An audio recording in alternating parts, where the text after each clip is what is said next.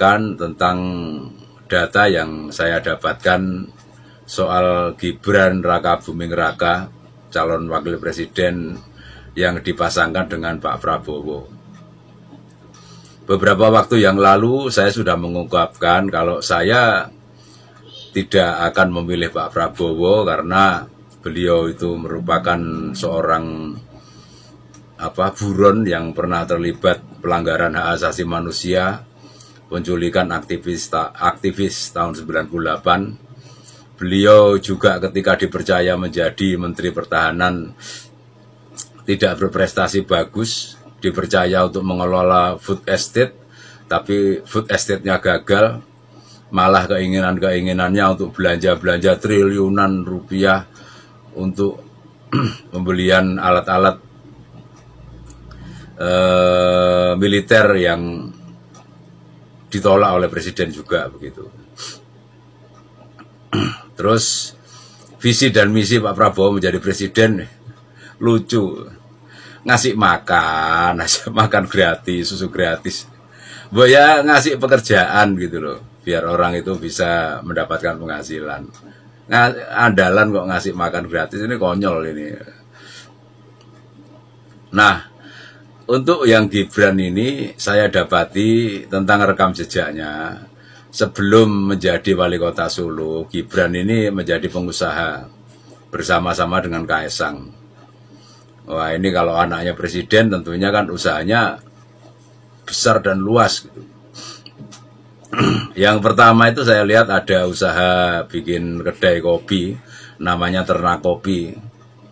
Dan itu dikabarkan berkembang sampai 40 cabang. Tapi kemudian pada tahun 2022 itu ada wawancara yang menyebutkan ketika Gibran menjadi wali kota dan diserahkan kepada Kaesang, bisnis Ternak Kopi ini tidak jalan. Ada lagi bisnis tentang makanan ringan, keripik begitu. Ini juga tidak jalan. Sudah katanya sukses, booming kemana-mana, tapi ternyata harus bangkrut. Nah ini kan kalau pengusaha sudah modal banyak terus bangkrut, ini kan rugi terus.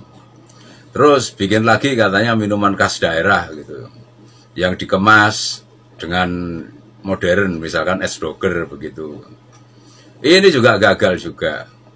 Sudah membuka cabang di mana-mana, habis uang banyak, tapi kemudian bangkrut lagi juga. Yang terakhir dia membuat aplikasi namanya aplikasi Madang. Bekerja sama dengan Universitas di Semarang. Madang ini aplikasi yang menjembatani kalau ada ibu-ibu yang masaknya enak, terus dicarikan pembeli itu. Jadi ibu ini pintar masak ini, pembelinya apa? Lah itu pakai aplikasi.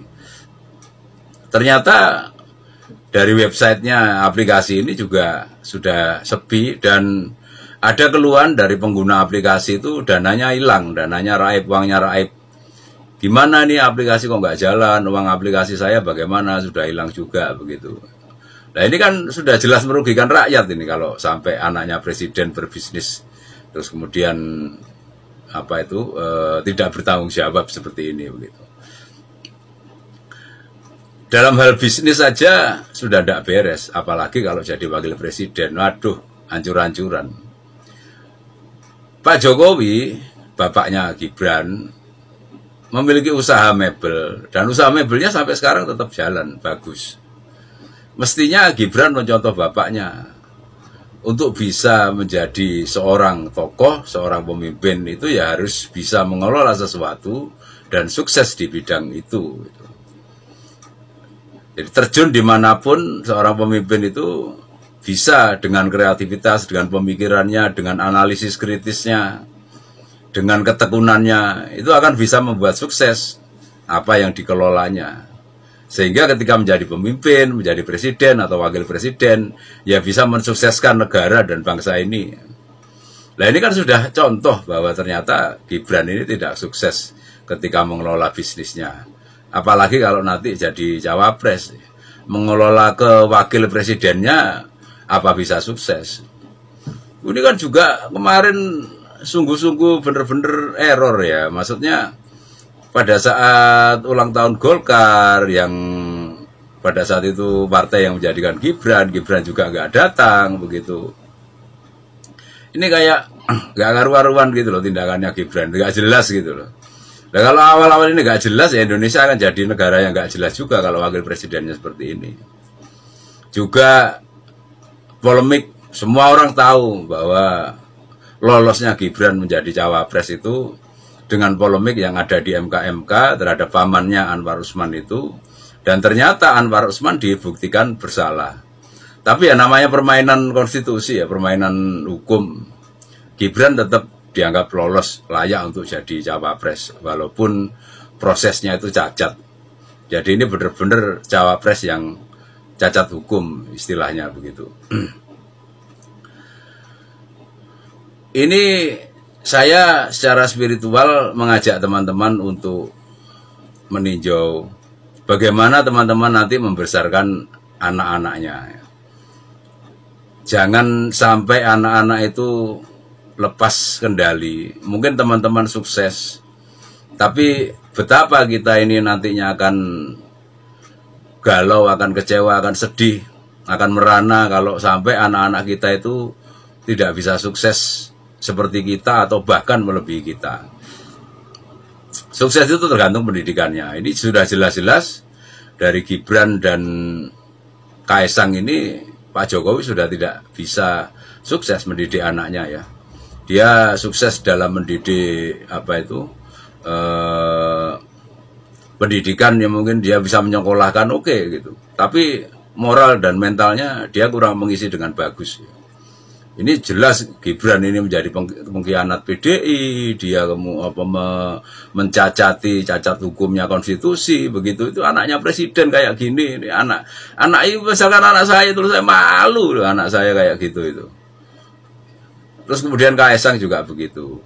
Dia masuk di PSI, silahkan masuk di PSI, tapi terus kemudian ujuk-ujuk jadi ketua PSI begitu. Ini jelas-jelas dia jadi ketua karena presiden itu pastinya kalau orang itu memiliki jiwa besar dia akan menolak gitu. Jadikan saya ketua karena kemampuan saya, bukan karena saya anaknya presiden, mestinya begitu. Pertimbangkan apakah memang saya ini kemampuan belum terbukti ujuk-ujuk jadi ketua. Partai PSI juga nggak bagus amat, 0,9% saja untuk prosentasenya. Ya sudah, ini hancur-hancuran semuanya begitu anak-anak ini. Itulah teman-teman, didiklah anak-anak Anda itu agar bisa menjadi dewasa. Didiklah anak-anak Anda agar bisa menjadi mandiri. Kalau misalkan Anda berprestasi, jadikan anak Anda itu bisa mandiri bukan karena dompleng ketenaran Anda, tapi anak Anda mandiri karena kemampuannya.